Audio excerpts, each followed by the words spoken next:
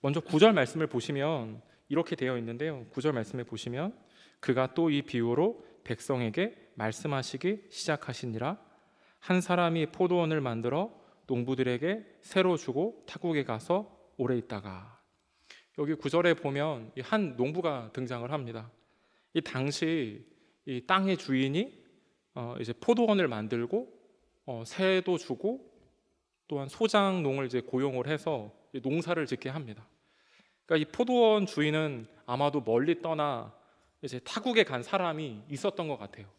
그러니까 오늘날에도 보면 뭐 집을 세주고 외국에 나가서 사는 사람들이 있습니다. 그런데 이제 때가 되어서 소작류를 이제 받을 시기가 찾아왔다라는 거예요. 10절 말씀에 보면 이렇게 기록하고 있는데요. 때가 이름에 포도원 소출 얼마를 바치게 하려고 한 종을 농부들에게 보내니 농부들이 종을 몹시 때리고 거저 보내었거늘. 여기 10절에 때가 이름에 라고 시작을 하는데, 이 때가 일렀다라고 하는 이 시기가 포도원 나무를 심고 먹을 수 있는 포도나무가 열리게 된 때를 가리킵니다. 그러니까 시간적으로 보면 한 4년에서 한 5년 정도가 흐른 뒤입니다. 그러니까 주인이 사람을 보내서 이 세를 받으려고 했는데 그 보낸 종을 때리고 가지고 있는 것도 털어서 빈손으로 보내게 했다라는 거예요. 만약에 그 4, 5년 전에 이 본문에서 보인 태도를 이 농부들이 주인에게 보였다면 그 땅을 농부에게 맡겼을까요? 아무래도 맡기지 않았을 겁니다. 그러니까 10절을 통해서 우리가 확인할 수 있는 사실은 4, 5년의 시간이 흐르고 농부들은 변했다라는 겁니다. 그렇다면 4, 5년의 시간이 지나는 동안 이 농부들이 결정적으로 바뀐 이유는 무엇일까요? 주인을 보지 않아서죠. 주인을 보지 않아가지고요, 잊어버린 겁니다. 밭의 주인이 내가 아닌데 4, 5년 동안 그 농부들은 주인을 보지 않았으니까 이 밭의 주인은 나라고 생각했다라는 거예요. 그러면 4, 5년 전에 그 주인과 이 농부가 계약을 체결했을 때 이 농부는 어땠을까요? 농부들의 태도는 어땠을까요? 아마 이 포도원 주인이 보기에 굉장히 좋은 조건을 가지고 있었기 때문에 포도원을 아마 맡겼을 거고요. 또한 바른 생각을 가지고 있었다라고 주인이 판단해서 계약을 해줬고, 또한 철저히 자신은 이 포도원을 잘 가꿀 수 있다라고 어필을 해가지고 계약서를 아마 작성했을 거예요. 근데 만약 그렇게 하지 않았다면 이 농부는 시작도 못했을 겁니다. 그러니까 지금 처음 시작할 때와 4, 5년이 지난 이후의 모습이 전혀 다르다라는 것들을 먼저 우리들에게 보여줍니다. 혹시 오늘 예배 나온 성도님들에게 제가 질문 하나를 던지고 테니까요, 한번 속으로 한번 생각해 보시면 좋을 것 같아요. 내 인생에서 가장 큰 은혜를 경험했던 때가 어느 때입니까? 한번 생각하고 계시죠? 네. 제가 질문하고자 하는 질문은 지금인데요, 그 은혜를 받았던 때로부터 얼마 만의 기간이 지났습니까? 하나님을 깊이 만나고 하나님의 자녀로 새로운 인생을 살아야겠다, 이런 결심과 결단을 한 후 얼마의 시간이 지났습니까? 그러니까 이 포도원의 농부들처럼 변화되어야 할 우리가, 그 마음을 유지해야 될 우리가 어쩌면 변질되고 있는 것은 아닌지 곰곰이 생각해 보게 되는 지점들이 분명히 있습니다. 그래서 11절 말씀에 보면 또 이런 말씀이 있는데요, 다시 다른 종을 보내니 그도 몹시 때리고 능욕하고 거저 보내었거늘. 근데 여기 보면 주인이 이상한 주인이에요. 지금 첫 번째 보낸 종이 매맞고 다 빼앗겨가지고 다시 돌아왔어요. 그럼 종이 주인에게 뭐라고 보고했을까요? 그 사람 나쁜 사람이다, 처음 계약했을 때와는 전혀 다른 사람이 되어 있다, 그런 보고를 들은 주인이라면 어떻게 해야 될까요? 당장 쫓아가가지고요, 본때를 보여주는 것이 맞습니다. 그런데 주인이 이상한데 또다시 종을 보내는 거예요. 다른 종을 보낸 결과 이 11절에서 보낸 종보다 첫 번째 보낸 종보다 더 당했어요. 그래가지고 다시 돌아와서 주인에게 보고를 했을 거예요. 근데 주인이 어떻게 또 반응하냐면 12절 말씀에 보면 이렇게 기록하고 있습니다. 12절에 다시 세 번째 종을 보내니 이 종도 상하게 하고 내쫓은지라. 종을 한 번 또 보내요. 그러니까 이상한 주인입니다. 본인이 직접 가서 직접 해결하면 잘 해결할 수 있는데 종을 보내는 거예요. 이 어려움 당한 종이 주인에게 보고를 했을 텐데 이번에는 아마 주인이 갈 거야 라고 생각을 했는데 종의 기대와 달리 주인은 어떤 결정을 내리냐면 본인의 아들을 보내기로 합니다. 그 내용이 13절입니다. 13절에 보면 포도원 주인이 이르되 어찌할까 내 사랑하는 아들을 보내리니 그들이 혹 그는 존대하리라 하였더니. 그러니까 세 번째 종이 다녀온 후 주인이 직접 찾아오지 않고 이제 아들을 보내는 거예요. 그렇다면 이 종을 맞이하고 아들을 맞이한 이 농부들은 무슨 생각을 했을까요? 혹시 어쩌면 주인이 없을 수도 있겠다. 주인의 어떤 문제가 있는 거 아니야? 그래가지고 십사들이 뭐라고 얘기하냐면 이렇게 기록하고 있습니다. 농부들이 그를 보고 서로 의논하여 이르되 이는 상속자니 죽이고 그 유산을 우리의 것으로 만들자 하고. 여기 이 당시 율법으로는 주인이 3년 이상 아끼고 이 밭을 아끼고 개간해서 얻은 소작물을 본인의 것으로 취한 사람에게는 그 땅을 그의 것으로 인정해주는 율법이 있다고 합니다. 현대 사회에도 이런 법이 있는데요. 그 뭐 점유권이라고 하는데 그 주인이 없는 땅을 20년 동안 주변의 사람과 분쟁이나 갈등이 없이 소유하고 관리하면 그 땅을 경작하고 소유한 사람에게 그 사람의 것으로 인정해주는 법이 있다고 해요. 그러니까 주인이 올 때가 됐는데 오지 않으니까 주인이 없는 거 아니야? 아들이 왔는데 만약에 아들을 없애면 저 밭 우리의 밭이 될 수 있다라고 농부가 생각을 하는 거죠. 그래서 아들을 죽이고 우리의 것으로 만들자라고 의논을 하고 실행에 옮기는데 여기 15절에 보면 이렇게 기록하고 있습니다. 15절에 보면 포도원 밖에 내쫓아 죽였느니라. 그러니까 계획한 대로 아들을 죽였어요. 그럼 포도원 농부는 어떻게 생각할까요? 이제 다 끝났구나. 이제 모두 수고했다. 이제 이 땅이 우리의 것이 됐다. 이제 포도원 농부는 소작농이 아니라 좀 더 편안한 미래의 삶을 그릴 수 있게 되었어요. 그런데 예수님의 이야기는 여기서 끝나는 것이 아니라 반전이 숨겨져 있는데 15절에 보면 하반절에 보면 이런 말씀이 있습니다. 그런즉 포도원 주인이 이 사람들을 어떻게 하겠느냐? 어떻게 하겠느냐? 그러니까 지금 포도원 주인이 살아있다라는 거죠. 그러니까 농부들은 주인이 없다고 생각을 했는데 살아있는 거예요. 그렇다면 왜 농부들은 주인이 없다고 생각했을까요? 안 보이니까. 안 보이면 없는 건가요? 아닙니다. 근데 농부들처럼 생각하는 사람들이 오늘날도 많습니다. 하나님이 안 보이면 하나님이 없다고 생각을 합니다. 그래서 하나님만 보여주면 믿겠다라고 하는 사람들이 있어요.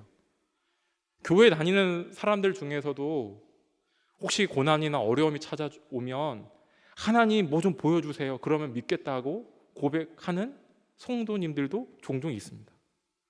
그러니까 오늘 본문의 이 악한 포도 농부는 주인을 본 적이 없어요. 주인이 자기에게 포도원을 내어줄 만큼 선한 사람이라는 것도 알고 있고 실제로 포도가 나기까지 4, 5년 동안 기다려주고 세를 받지 않는 선한 사람이라는 것도 알고 있어요.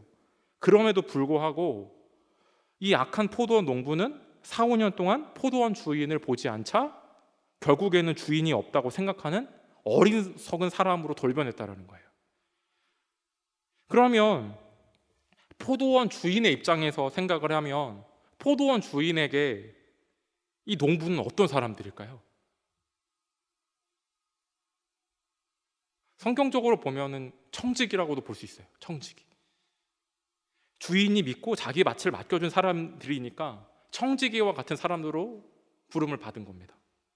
그런데 예수님의 이야기 속에 이 포도원 농부는 청지기라기보다는 악한 청지기라고도 볼 수 있습니다.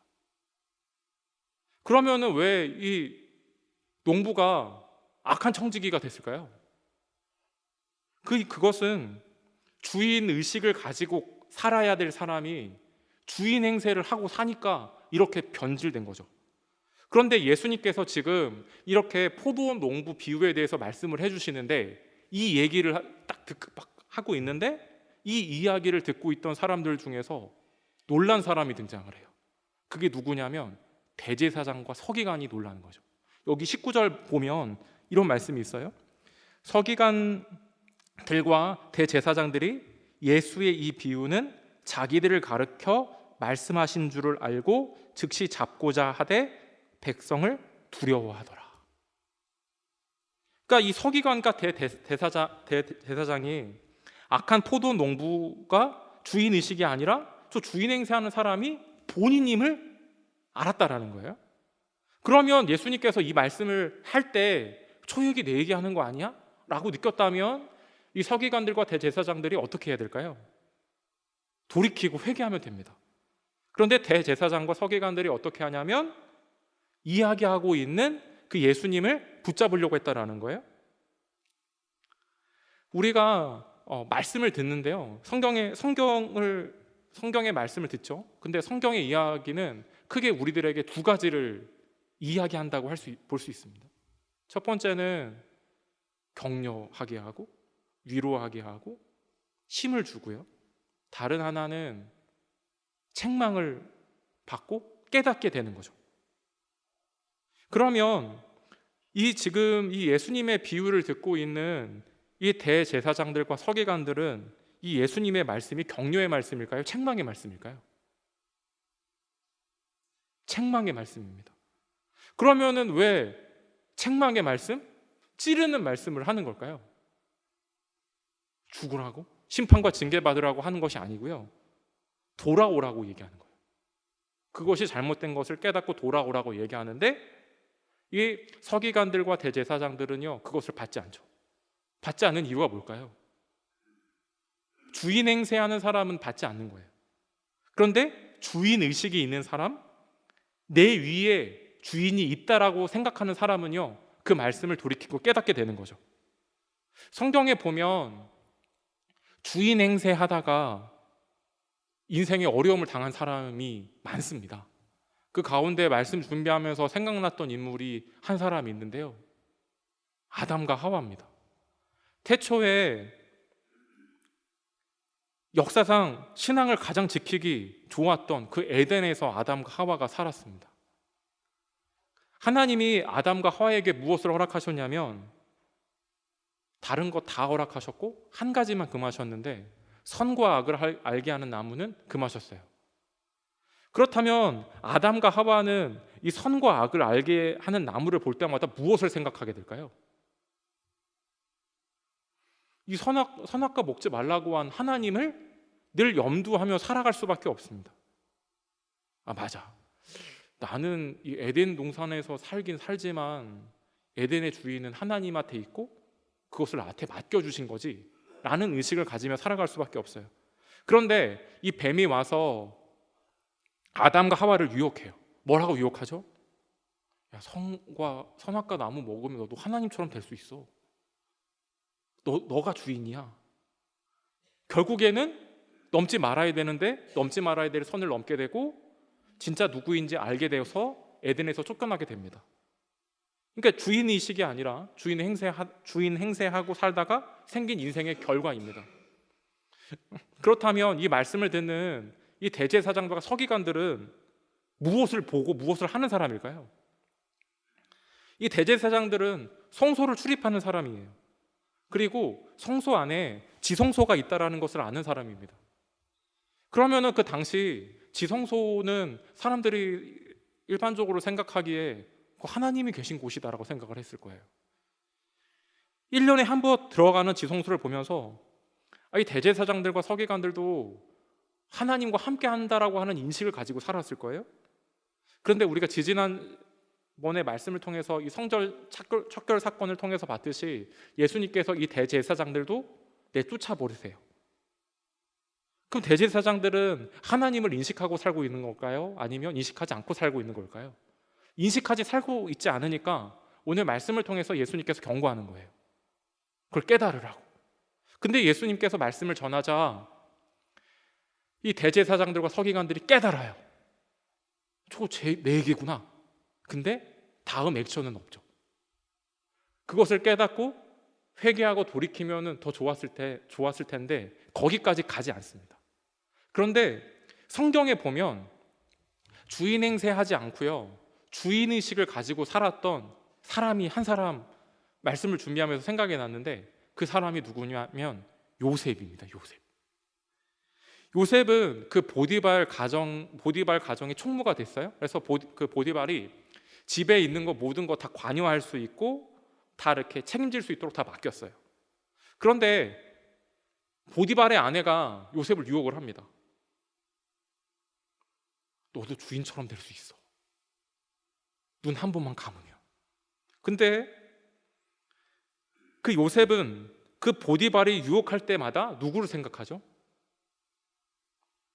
먼저는 육신의 주인인 보디발을 생각을 했고, 보디발은 없지만 내 영혼의 주인인 하나님을 의식하게 됩니다.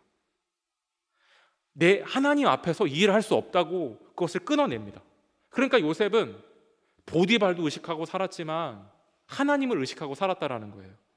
그래서 고난의 시간을 보냈지만 하나님께서 그 요셉의 인생을 축복해 주셔서 바로 다음으로 가는 이 직위까지 올려주셨습니다.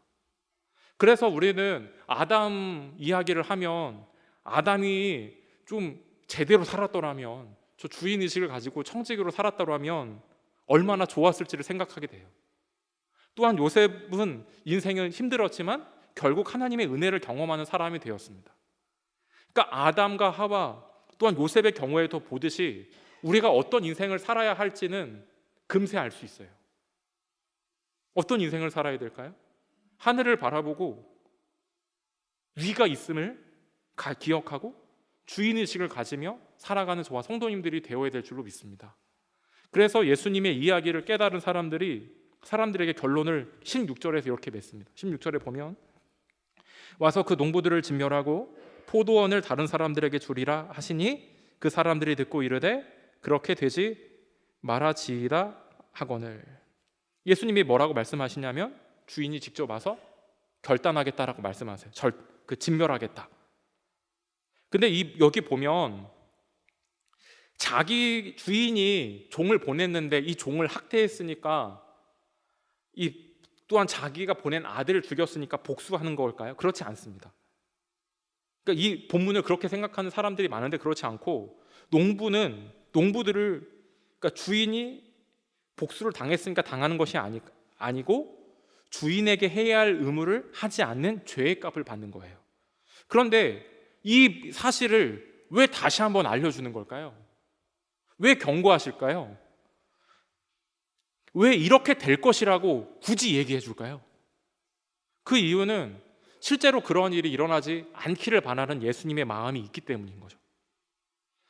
혹시 대제사장이라도 특권 의식에 사로잡힌 사람들이라도 징계를 받거나 심판받는 사람이라 하더라도 그런 사람 되지 말기를 원하는 그런 마음으로 이 말씀을 예수님께서 주고 계시는 겁니다.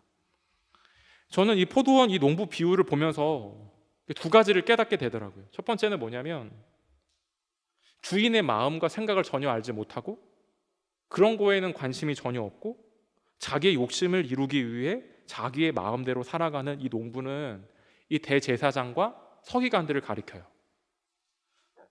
우리는 그들을 닮아야 될까요? 닮지 말아야 됩니다. 이 한 부류가 등장을 하고 또한 반대로 어떤 분이 등장을 하냐면 그들에게 기회를 주시는 포도원 주인이 나와요.